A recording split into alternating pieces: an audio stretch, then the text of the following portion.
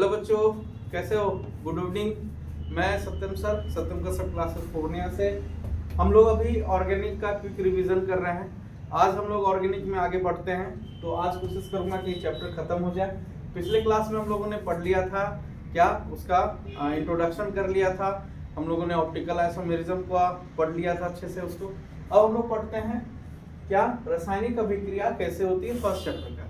तो ये जो आपका लेक्चर होगा ये इसमें कंप्लीट लेक्चर है, ठीक है। और इस लेक्चर में क्या है कि आपको पूरा का पूरा एक सिलेबस यानी कि मेरे नोट्स के द्वारा रिवीजन करा दिया जाएगा, ठीक है। तो हेलो एल्केन के बनाने की विधि, तो इसी प्रकार से एनसीईआरटी में भी स्टार्ट होता है कि पहले हम लोग बनाने की विधि को पढ़ते हैं, उसके बाद हम लोग उसके रासायनिक अभिक्रियाओं को देखेंगे। भौतिक गुणों पे भी कुछ क्वेश्चंस हैं, ठीक। चलिए, हेलो पहला है एल्कोहल द्वारा कैसे बनाया जाए, ठीक है। एल्कोहल का स्ट्रक्चर में बता देता हूँ क्या होता है, ROH, ठीक है। तो एल्कोहल की उपस्थिति में हम लोग क्या करते हैं, ये रहा मेरा ROH, और इसकी हम लोग अभिक्रिया किससे करा देते हैं, हेलोजन एसिड से, ठीक है। हेलोजन एसिड यानी कि HCl ले सकते हैं, HBr ले सकते हैं, ठीक है। इस अभिक्रिया में यही दो हम लोग यूज करते हैं। तो एल्कोहल यानी कि ROH की अभिक्रिया हम लोग किससे करा देते हैं, हेलोजन अम्ल से। किसकी उपस्थिति में, शुष्क ZnCl2 की उपस्थिति में। इसी को हम लोग बोलते हैं लुकास अभिकर्मक। क्या बोलते हैं, इस पे भी एक क्वेश्चन आता है। इसी को हम लोग बोलते हैं लुकास अभिकर्मक, ठीक है। ये रहा आपका RX। अब हमको मिल गया RX। तो कैसे मिला RX, ये देखिए। अगर मैं इसको जनरल एक टेक्निकल, मैं कोई भी अभी रिएक्शन मैकेनिज्म यूज नहीं कर रहा हूँ, बस एक सिंपल मैं एक क्या बोल सकते हैं उसको, ट्रिक के द्वारा या देहाती ट्रिक के द्वारा मैं बस सॉल्व कर रहा हूँ। यहाँ पे R पे हम प्लस ले लिए क्योंकि OH पे कौन सा आवेश होता है, माइनस। H पे प्लस, X पे माइनस। तो प्लस वाला किसके साथ चला जाएगा, माइनस के साथ, और माइनस वाला किसके साथ चला जाएगा, प्लस के साथ। हमको क्या मिल जाएगा, RX, ठीक है। कल भी मैंने बताया था कि हेलो एल्केन का जो स्ट्रक्चर होता है, ठीक है, हेलो एल्केन का स्ट्रक्चर क्या होता है, RX, ठीक है। हमको मिल गया RX यानी कि हेलो एल्केन मिल गया। बस अब इसमें put the value, get the result, ठीक है। अब इसमें R के जगह में मैं क्या पुट कर सकता हूँ, R यानी कि अल्काइल। अल्काइल क्या होता है, एक कार्बन का CH3, दो कार्बन का C2H5, तीन कार्बन का C3H7। बस इसको क्या करना है, पुट कर देना है। तो CH3OH प्लस HCl, ठीक है। अब जब रिएक्शन होगा तो इस पे ये माइनस, ये प्लस, ये माइनस, ये प्लस, ठीक है। तो CH3 किसके साथ चला जाएगा, क्लोरीन के साथ। तो CH3Cl प्लस H2O बन के निकल जाएगा। आप डायरेक्ट यहाँ से भी, अगर ये आपको जनरल इक्वेशन याद है, यहाँ से भी डायरेक्ट आप वैल्यू को पुट कर सकते हैं, क्योंकि R के जगह मैंने CH3 लिया है, तो मेरे लिए R क्या हो जाएगा, CH3, और इसी CH3 को मैं यहाँ पे R के वैल्यू पे पुट कर देता हूँ, ठीक है। हो गया। तो मेरे को एक यौगिक मिल गया CH3 Cl, इसका नाम है क्लोरोमीथेन। क्या नाम है, क्लोरोमीथेन, ठीक है, ठीक। अब उसी तरह से ये नेक्स्ट अभिक्रिया है, ये आपका प्राइमरी, ये आपका कौन सा अल्कोहल है, ये सेकेंडरी अल्कोहल है। अब यहाँ पे अगर अभिक्रिया होगा तो फिर से वही चीज होगा, यहाँ से जो OH है वो क्या हो जाएगा, अपनी जगह से निकल कर यहाँ पे क्या आ जाएगा, Cl, ठीक है। तो ये हो गया आपका CH3CH, CH3 और Cl, ठीक है। यहाँ तक कोई दिक्कत? अगर मैं इसका नामकरण करता हूं तो 1 2 3 इसका नाम हो जाएगा, क्या हो जाएगा इसका नाम, 2 क्लोरोप्रोपेन, ठीक है। चलिए आगे बढ़ते हैं। अब यहाँ पे एक है लुकास अभिकर्मक। क्या होता है, शुष्क ZnCl2 और HCl के जो मिश्रण होते हैं उसी को हम लोग क्या बोलते हैं, लुकास अभिकर्मक, ठीक है। अगला अभिक्रिया है कि PCl5 से हम लोग कैसे रिएक्शन कराएंगे, ठीक है। अगर PCl5 से भी अगर हम लोग अभिक्रिया कराएंगे तो भी हेलो एल्केन मिल जाएगा, क्योंकि PCl5 में भी क्लोरीन उपस्थित है, जो कि हमको मिल जाता है। ROH प्लस PCl5 क्या देगा, RCl POCl3 प्लस HCl। अब ये बना कैसे, इसका मैं एकदम सटीक और एकदम सिंपल मैं आपको तरीका दिखा रहा हूँ। ROH को मैं लिख सकता हूँ ऐसे, और PCl5 को क्या मैं ऐसे लिख सकता हूँ, Cl PCl3 और Cl। ये क्लास नोट्स है, क्लास में मैंने इस तरह से पढ़ा है, उसी का बस मैं क्विक रिवीजन करवा रहा हूँ। R हो गया आपका, Cl के साथ मिल गया, PCl3O के साथ मिल गया, POCl3, HCl बाहर निकल गया, ठीक है। Put the value, get the result. R का वैल्यू को पुट करेंगे, R के जगह मान ली मैंने CH3 रख लिया, तो CH3OH प्लस PCl5। अब यहाँ पे जो CH3OH है प्लस PCl5 है, यहाँ पे सेम जैसा इक्वेशन है वैसा इक्वेशन बन जाएगा। तो R के जगह मैंने क्या लिया, CH3, तो R अब RCl है तो R की जगह मैं यहाँ कौन सा वैल्यू पुट कर दूंगा, CH3। तो यहाँ मैं CH3 पुट करता हूँ तो हो जाएगा CH3Cl plus POCl3 plus HCl।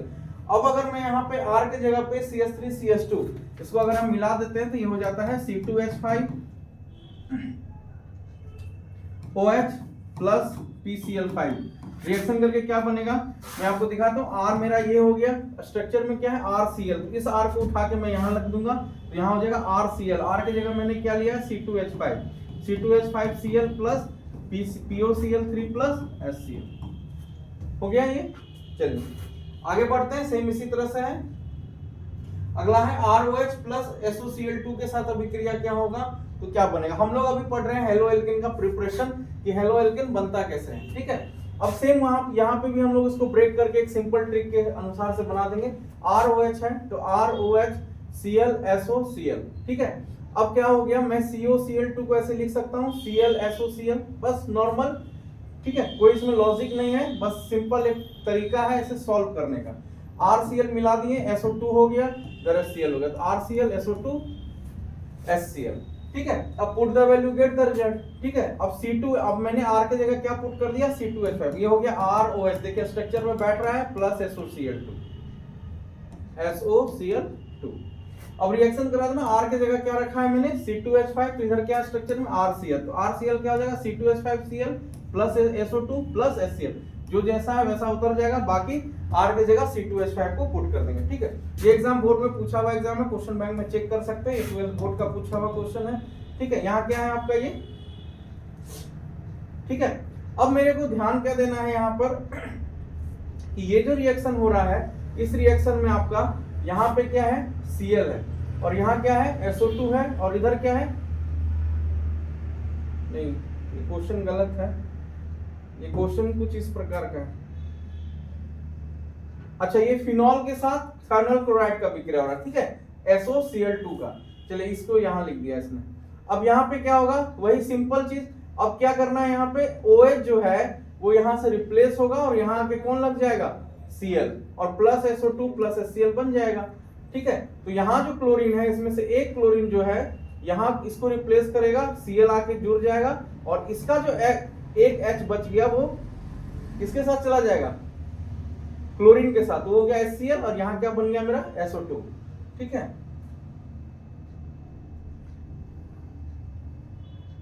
ठीक है, अगला है हम लोगों का ROH प्लस PCl5, ये तो मैंने करा दिया, ठीक है। मतलब यहाँ ये कह रहा है कि ROH की अभिक्रिया अगर मैं PCl5 के साथ करा दूं तो RCl मिल जाता है, सिंपल। अब है दूसरा रिएक्शन है कि एल्केन द्वारा कैसे प्राप्त होगा, ठीक है। एल्केन का क्या होता है सूत्र,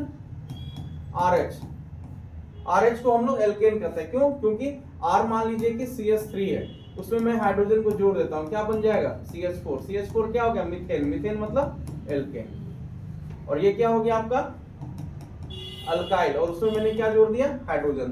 तो किसी भी अल्काइल में जब हम लोग हाइड्रोजन को जोड़ देते हैं तो हमको मिल जाता है एल्केन, ठीक है। अब ये रिएक्शन क्या होता है, देखिए इस अभिक्रिया को बोलते हैं हम लोग डीहेलोजिनेशन रिएक्शन, यानी कि क्या है, इसमें से हमको हाइड्रोजन को हटाना है, ठीक है, और वहां पे जो हेलोजन ग्रुप है उसका एडिशन कर देना है, उसको जोड़ देना है। अब यहाँ पे क्या है, देखिए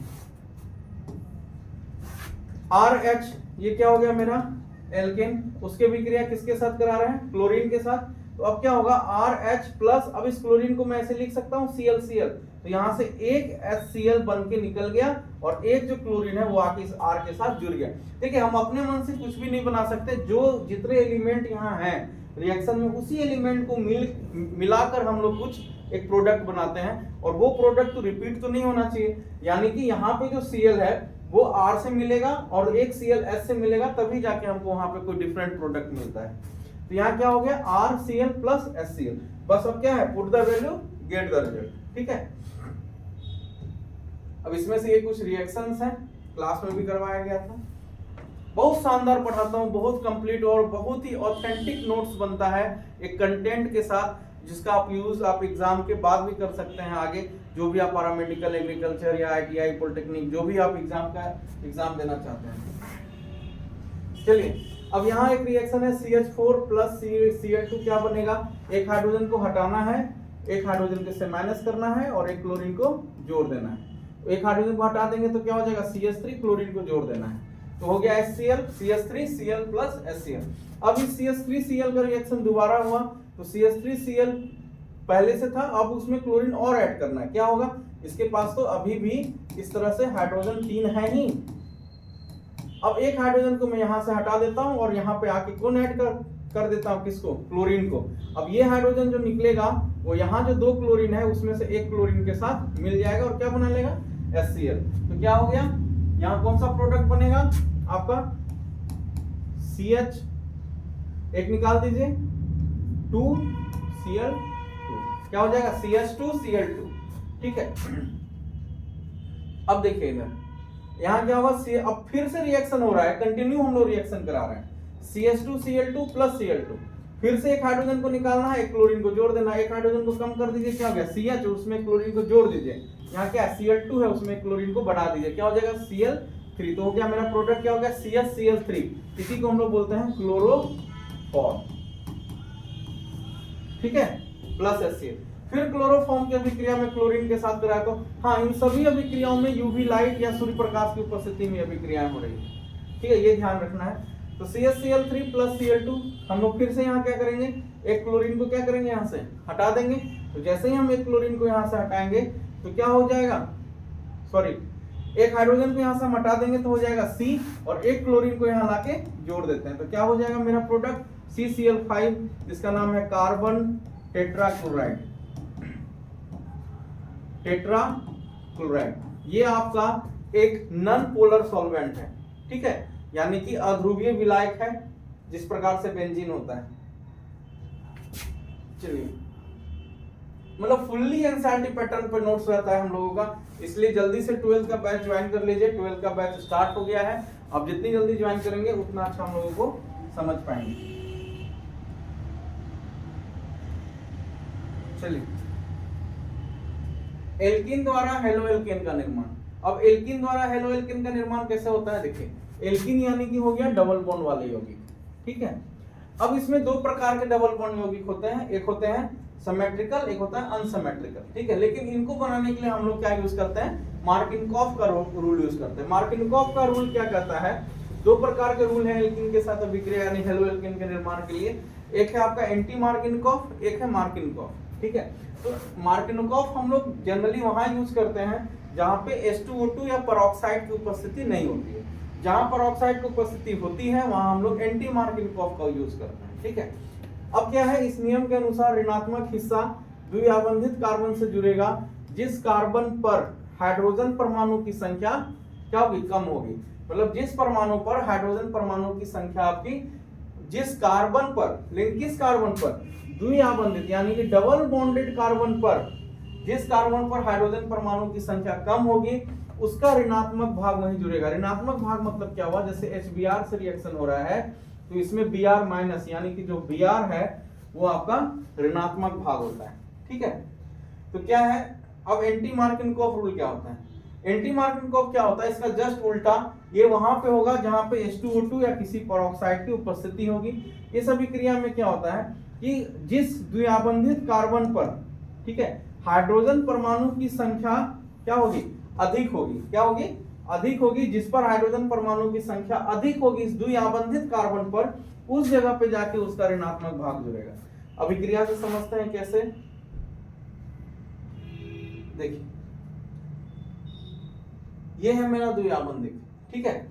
अब इसमें अभिक्रिया जब सिमेट्रिकल होता है तब तो कोई दिक्कत, सिमेट्रिकल यानी कि अगर हम यहां से डबल बॉन्ड को अगर हम बीच से ब्रेक करते हैं तो इधर भी एक कार्बन है, इधर भी एक कार्बन है, इधर भी C1 है, इधर भी C1, तो दोनों लगभग क्या है, बराबर कार्बन है, तब तो यहाँ कोई दिक्कत नहीं है। क्योंकि इस तरह से अगर एक डबल बॉन्ड को अगर हम ब्रेक करते हैं तो उसके लिए हमको 2 सिग्मा बॉन्ड ओपन करना होगा, यानी 2 सिंगल बॉन्ड खोलना होगा, ठीक है। तो अगर हम यहाँ से एक डबल बॉन्ड ओपन करते हैं तो एक सिंगल बॉन्ड इसके लिए, एक सिंगल बॉन्ड इसके लिए ओपन हो जाएगा, ठीक है। यानी कि हम इस जगह पे किसी भी और को जोड़ सकते हैं।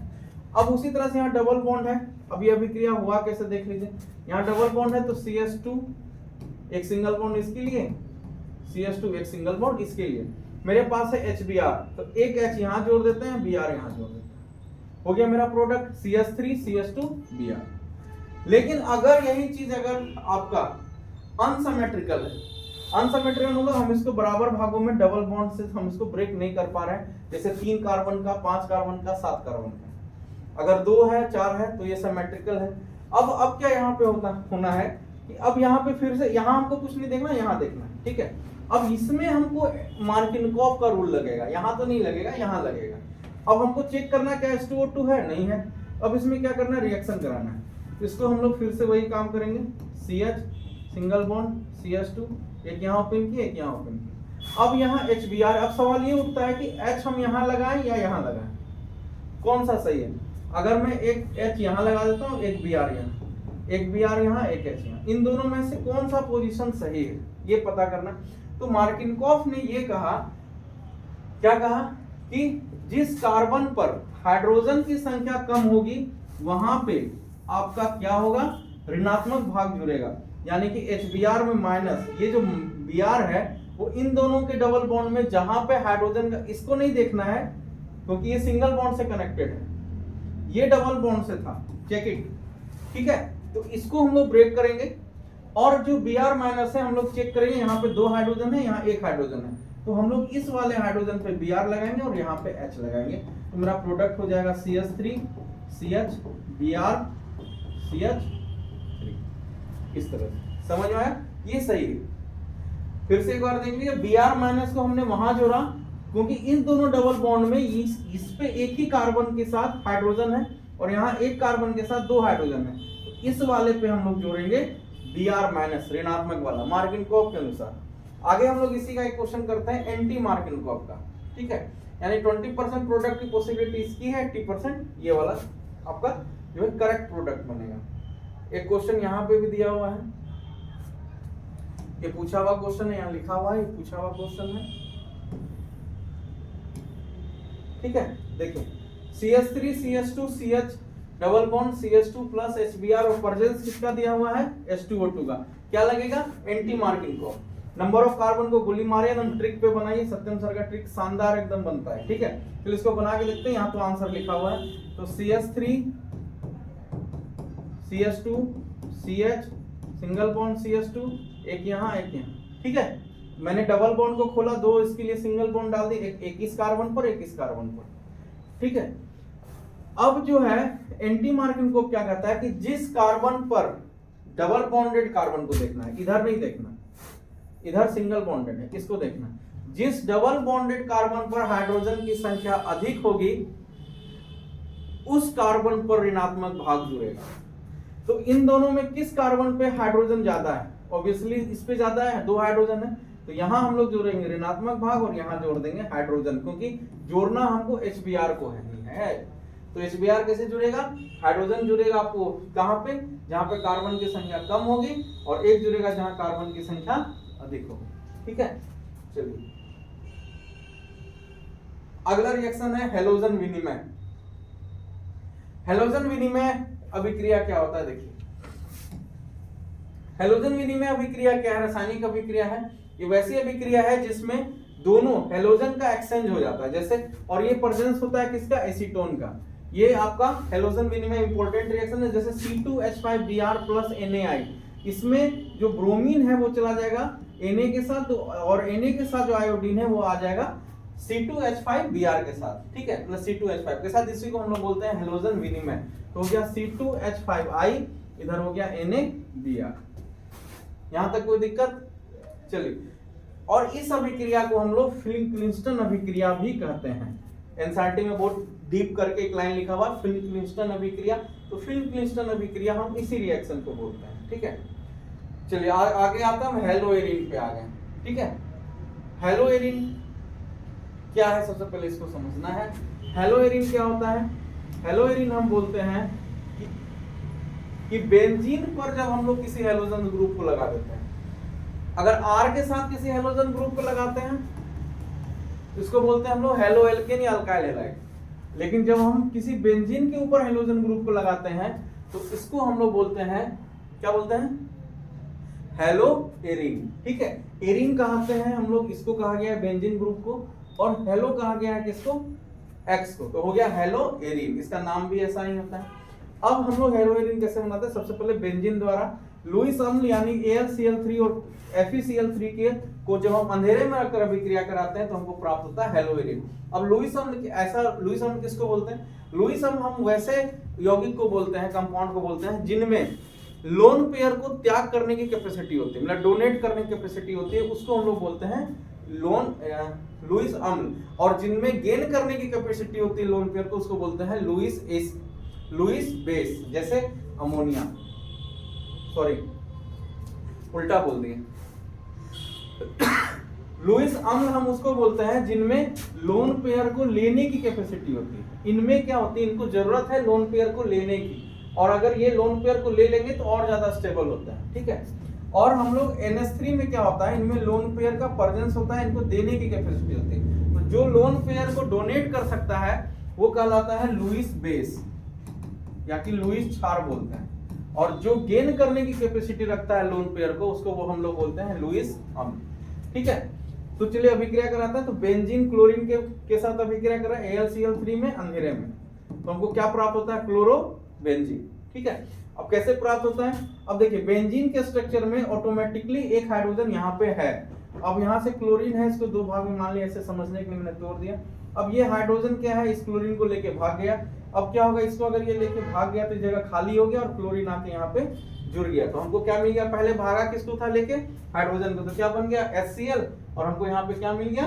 क्लोरोबेंजीन, ठीक है।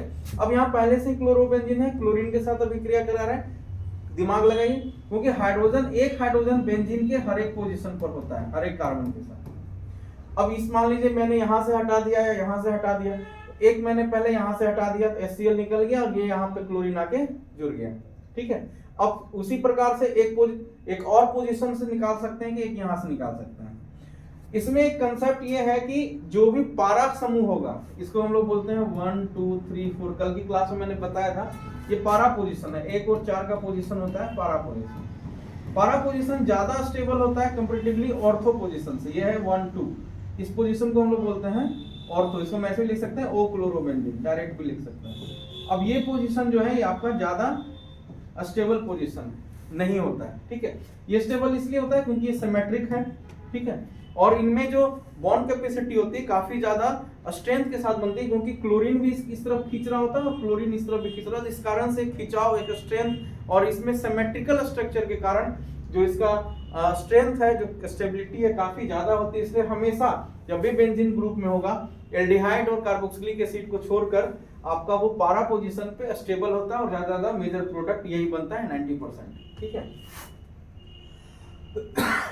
उसी तरह से आप CH3 है तो कोई घबराने की बात नहीं, वो अपनी जगह लगा हुआ है। आपको बस एक हाइड्रोजन यहाँ से हटाना है और एक हाइड्रोजन को यहाँ से हटा के, अरे यार, एक हाइड्रोजन को यहाँ से हटाना है और एक क्लोरीन को जोड़ देना है। उसी प्रकार से एक यहाँ से भी हटा के एक क्लोरीन को जोड़ देना है। तो मेरे पास दो प्रोडक्ट आ गया, ठीक है। और एक प्रोडक्ट मैं यहाँ से भी ले सकता हूँ, एक यहाँ से हाइड्रोजन लगा के यहाँ क्लोरीन जोड़ देना। तो मेरे को 1 2 3 4 चेक करना है, 1 और 4 का पोजीशन मिल रहा है, यही आपका सही है। क्या नाम है? पी क्लोरोटोलिन, ठीक है। चलिए, अल्काइल बेंजीन द्वारा हेलोजनीकरण, ठीक है। चलिए, क्या होता है इसमें देखिए, जैसे हम लोगों ने उसमें किया था कि CH4 से एक हाइड्रोजन को हटाते थे, एक क्लोरीन को जोड़ते थे, यहाँ पे भी सेम करना है। हमको इससे एक हाइड्रोजन को हटाना है, क्योंकि अभिक्रिया देखिए किसके प्रेजेंस में हो रहा है? सूर्य प्रकाश। जब भी सूर्य प्रकाश या यूवी लाइट, सनलाइट की उपस्थिति में अभिक्रिया होता है, तो उस टाइम पे जो भी उसके साथ अल्काइल ग्रुप जुड़ा होगा, उस अल्काइल ग्रुप से एक हाइड्रोजन रिप्लेस होगा और वहां पे एक क्लोरीन का अटैचमेंट होगा, ठीक है, एडिशन होगा। यहाँ से एक हाइड्रोजन हटा दीजिए तो CH2 हट गया, एक क्लोरीन आके जुड़ गया, यानी कि यहाँ पे जो एक हाइड्रोजन था वो हाइड्रोजन एक क्लोरीन को लेके चला गया। अब यहाँ पे एक हाइड्रोजन की जगह खाली हो गई, वहां पे एक क्लोरीन आके जुड़ जाता है। नहीं समझ में आ रहा है? फिर से दिखा देता हूँ। ओपन करके यहाँ पे मैं दिखा रहा हूँ, एक हाइड्रोजन ये रहा, एक ये रहा, एक ये रहा, CH3 स्ट्रक्चर हो गया। अब इसमें से एक क्लोरीन यहाँ और एक क्लोरीन मैंने और ले लिया, ये Cl2 है। अब ये HCl इस क्लोरीन को लेके, एक हाइड्रोजन एक क्लोरीन को लेके निकल गया, तो निकाल देते हैं। अब इसका भी एक, ये भी खाली, ये भी खाली, अब ये इसके साथ आके जुड़ गया, क्या हो गया? CH2Cl। सिंपल तरीके से समझेंगे, एक हाइड्रोजन को निकालना है और एक क्लोरीन को जोड़ना है अल्काइल ग्रुप से, ठीक है। और अगर मैं बेंजीन से निकालता हूं तो उसके लिए AlCl3 का प्रेजेंस चाहिए, बस इसी चीज का खेल है बस, ठीक है। ये मैंने अल्काइल ग्रुप से निकाला है, बेंजीन से नहीं निकाला है। बेंजीन से निकालूंगा तो इसके पीछे वाला विक्रिया हो जाएगा। बस अब यही कंटिन्यू चलेगा। CH2Cl2 है, फिर से क्लोरीन का विक्रिया, एक यहाँ से हाइड्रोजन निकलेगा, एक क्लोरीन जुड़ जाएगा, क्या हो जाएगा बेंजीन के साथ CH2। फिर अब CH2 की विक्रिया अगर मैं आगे कराता हूँ तो क्या हो जाएगा, एक हाइड्रोजन निकलेगा, एक क्लोरीन जुड़ जाएगा, इसको हम लोग बोलते हैं बेंजोल क्लोराइड, ठीक है। आगे आते हैं, अगला है सेंडमेयर अभिक्रिया, ठीक है। सेंडमेयर अभिक्रिया किसको कहते हैं, देखिए नामित अभिक्रिया जो भी हो उसको घोर के पी जाना है, क्योंकि अगर आपने नेमिंग रिएक्शन को रट लिया तो लगभग समझिए कि सब कुछ रट लिया, ठीक है। तो सेंडमेयर अभिक्रिया किसको बोलते हैं, सेंडमेयर अभिक्रिया हम वैसी अभिक्रिया को बोलते हैं जिसमें CuCl की उपस्थिति में HCl की अभिक्रिया होती है, ठीक है। किसके साथ, बेंजीन डाइजोनियम क्लोराइड, इसको बोलते हैं बेंजीन डाइजोनियम क्लोराइड, ठीक है। N2+Cl-, ठीक है, इसको हम लोग क्या बोलते हैं, बेंजीन डाइजोनियम क्लोराइड, ठीक है। अब अगर इसके साथ अभिक्रिया होती है, अगर CuCl ले रहे हैं तो उसके लिए हमको HCl लेना पड़ेगा, और अगर मैं इसका हेलोजन पोजीशन चेंज करता हूं, अगर मैं CuBr ले रहा हूं तो उसकी जगह मेरे को HBr लेना होगा। ये इस बात का ध्यान रखिएगा, क्योंकि यहाँ का अगर हेलोजन चेंज हुआ है तो कॉपर के साथ भी जो है वो भी हेलोजन चेंज हो रहा है, और यहाँ ब्रोमीन चेंज हुआ है तो यहाँ भी ब्रोमीन चेंज हुआ है, ठीक है, हो गया।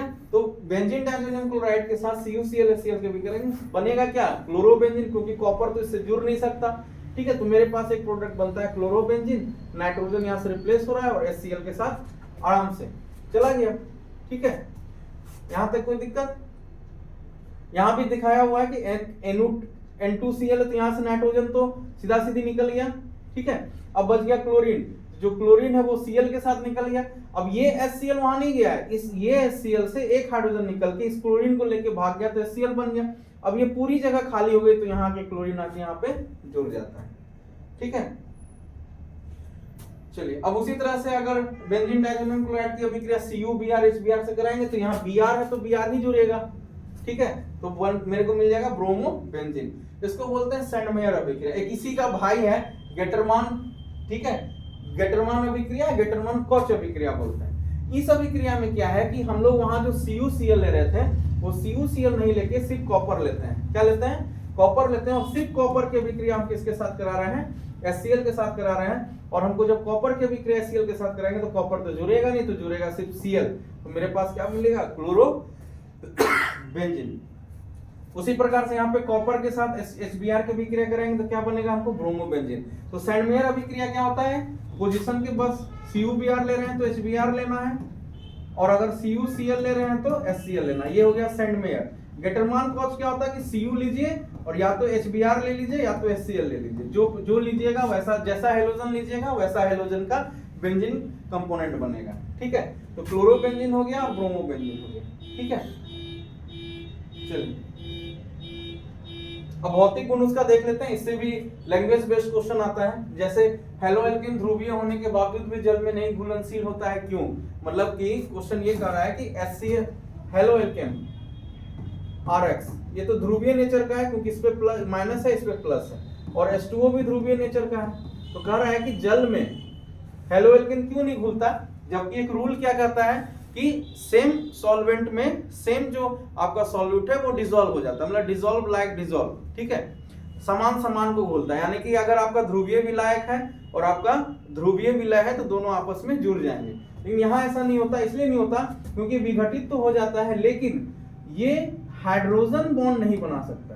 अब एक कंसेप्ट आज आप मेरे से ले लीजिए, जो हाइड्रोजन बॉन्ड नहीं बना सकता वो गैस होगा और दूसरा जल में विलय नहीं होगा, और वो बहुत ही वोलाटाइल नेचर का होता है, जो हाइड्रोजन बॉन्ड नहीं बनाता है, ठीक है। जो हाइड्रोजन बॉन्ड बनाता है वो सॉल्यूबल होगा, यानी कि घुल जाएगा। किसमें घुल जाएगा, इन वाटर। दूसरा क्या होगा, बॉन्ड स्ट्रेंथ कैपेसिटी ज्यादा होती है, इस कारण से नॉन वोलाटाइल नेचर का होगा। नॉन वोलाटाइल नेचर नहीं बोल सकते, लो वोलाटाइल, ठीक है, लो वोलाटाइल नेचर का होगा। और तीसरा उसमें एक चीज होगा, वो गैसियस नेचर का होगा। एक क्वेश्चन इससे भी आता है, H2S गैस है, H2O लिक्विड, वाई, इसलिए क्योंकि H2O में हाइड्रोजन बॉन्ड बनाने की कैपेसिटी है, इसलिए H2O क्या है आपका, क्या है ये आपका H2O आपका लिक्विड है, जबकि H2S गैस है। उसको इनऑर्गेनिक केमिस्ट्री में बात करेंगे, ठीक है। तो वही आंसर है कि हेलोएल्केन में जल के अणु के साथ हाइड्रोजन आबंध बनाने की क्षमता नहीं है, इस कारण से हेलोएल्केन जल में घुलनशील नहीं होते हैं, ठीक है। फिर से वही कंसेप्ट जो अभी मैंने बात किया था, पैरा समाज में भी हेलोएरिन का गलनांक ऑर्थो और मेटा हेलोएरिन का अधिक क्यों अधिक होता है, देखिए क्यों अधिक होता है, क्योंकि इसका जो स्ट्रक्चर है वो स्ट्रक्चर देख लीजिए कैसा है, सिमेट्रिकल स्ट्रक्चर है, सममित संरचना होती है, अधिक अस्थायी, इसलिए गलनांक क्या होगा, अधिक होगा बाकी के कंपैरेटिव में का, बाकी की, जबकि ऑर्थो और मेटा का लगभग बराबर हो जाता है, जबकि इन दोनों की तुलना में इसका इससे थोड़ा ज्यादा होता है, ठीक है। इस कारण से जो पारा पोजीशन पर है, 1 और 4 नंबर पोजीशन पे जो भी होता है उसका जो गलनांक होता है वो काफी ज्यादा होता है, क्योंकि ये मजबूत थोड़ा स्टेबल यौगिक होता है, क्योंकि इसमें सिमेट्रिकल नेचर पाया जाता है, ठीक है। चलिए अगला है हम लोगों का रासायनिक गुण। इससे अलग से क्वेश्चन पूछा जाता है आपका SN1 SN2 अभिक्रिया। ये रिएक्शन बहुत ही कम टीचर लोग, क्योंकि बिहार बोर्ड में थोड़ा सा लो मेंटलिटी को माना जाता है, लेकिन मेरे तरफ से जो भी मैंने कोटा में बच्चों को पढ़ाया है सेम वही चीज मैं आपको देता हूँ, ठीक है। तो SN1 और SN2 अभिक्रिया क्या है? SN1 अभिक्रिया वैसे अभिक्रिया को बोलते हैं जिसमें रासायनिक अभिक्रिया की जो दर है वो केवल, ठीक है, केवल अभिकारक की सांद्रता पर निर्भर करती है, जिसमें जो भी न्यूक्लिफाई है वो अभिक्रिया की दर पर निर्भर नहीं करता। मतलब ये है कि अगर कोई अभिक्रिया हो रही है RX के साथ प्लस NU- को कहा जाता है, जैसे NU बोलते हैं न्यूक्लिफाई, ठीक है, मतलब जैसे OH- Cl-, मतलब माइनस वाला जनरली जो भी है वो आपका न्यूक्लिफाई कहलाएगा। अब ये रिएक्शन हो रहा है, अब इस रिएक्शन में क्या है कि ये RNU- बना और प्लस X-, तो ये सिर्फ निर्भर कर रहा है किस पर, केवल अभिकारक की सांद्रता पर निर्भर करता है, जिसमें न्यूक्लिफाई के अभिकारक की दर पर नहीं करना, मतलब इस पर निर्भर नहीं कर रहा, सिर्फ किस पर निर्भर करता है, RX पर। ये एक प्रैक्टिकल अप्रोच है, ठीक है। तो ऐसी अभिक्रिया को हम लोग बोलेंगे SN1, ठीक है, न्यूक्लियोफिलिक सब्स्टिट्यूशन रिएक्शन फर्स्ट, ठीक है, 1 रिएक्शन। ये रहा NU आपका लिस्ट है उसका, उसकी अभिक्रिया भी NU- के साथ। अभिक्रिया की जो दर है वो डिपेंड करता है सिर्फ RX पर, तो ये हो गया SN1 रिएक्शन। SN2 अभिक्रिया क्या होता है कि जिसमें RX NU के साथ अभिक्रिया किया, RNU सेम रिएक्शन है, लेकिन अभिक्रिया की जो दर है वो आपकी डिपेंड कर रही है किस पे, वो अभिकारक के सांद्रण पे तो कर ही रही है, यानी कि RX पे तो कर ही रहा है, साथ में जो उसके साथ एक और रिएक्शन कर रहा है न्यूक्लियोफिलिक, उस पे भी डिपेंड करता है। जब दोनों पे निर्भर करता है, इसको हम लोग बोलते हैं द्विआण्विक अभिक्रिया है ये, क्योंकि इसमें 2 अणु भाग ले रहे हैं, एक यहाँ एक यहाँ, इसलिए हो जाता है ये द्विआण्विक अभिक्रिया। और इसको हम लोग बोलते हैं SN2 reaction, nucleophilic substitution reaction 2 reaction, ठीक है। अब ये रहा SN2 का ऑर्डर है 3rd degree, 2nd degree, 1 degree, ठीक है, और SN1 का रिएक्शन उसका उल्टा हो जाता है, ठीक है। रिएक्शन है नॉर्मल, 1 डिग्री, 2 डिग्री और 3 डिग्री, ये अभिक्रियाशीलता है, ठीक है। ये हम लोगों का आज